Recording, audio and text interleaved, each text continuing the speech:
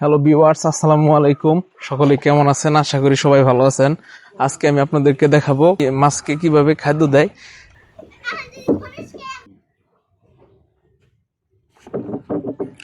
চলুন দেখা যাক এবার কিভাবে খাদ্য দেয়। আসুন পরবর্তী স্টেপে। দেখেন এবার কিন্তু খাদ্য একটা ড্রামের মধ্যে মিশানো হচ্ছে। এখানে কিন্তু খাদ্যর মধ্যে ভিটামিন খাওয়াবে মাছকে।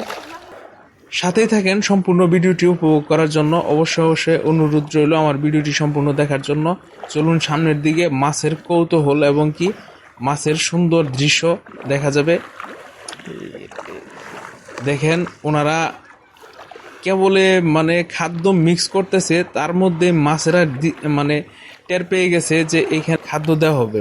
তার জন্য খাদ্য দেওয়ার আগেই মাছেরা কোলাহল শুরু করে দিয়েছে। যখন দিবে তাহলে বুঝেন কি পরিস্থিতি হতে পারে। এই যে দেখেন মাছ কিন্তু চলে আসছে অলরেডি।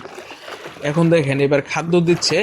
দেখেন কিভাবে মাছ, হাই রে মাছ, মাছ আর মাছ, এত মাছ কল্পনাও করতে পারবেন না যে এরকম মাছ এভাবে খাদ্য খায়। দেখেন কি অবস্থা, বিশাল বড় পুকুর, প্রচুর মাছ। এইখানে আসলে মনটা ফ্রেশ হয়ে যাবে, মন মুগ্ধকর পরিবেশ।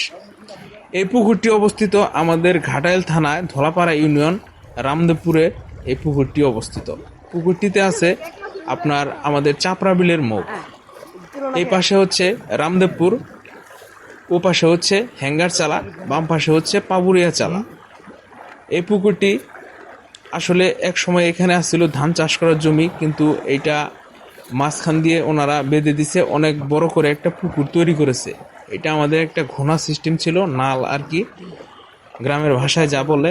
তবে এই বিলের সংযুক্ত মাঝখান দিয়ে এটা বেঁধে দিয়েছে, তার জন্য এত বড় পুকুর হয়েছে। তবে অবশ্যই আমার ভিডিওটি ভালো লাগলে অবশ্যই লাইক কমেন্ট শেয়ার করে দিবেন। সবাই ভালো থাকবেন। আল্লাহ হাফেজ।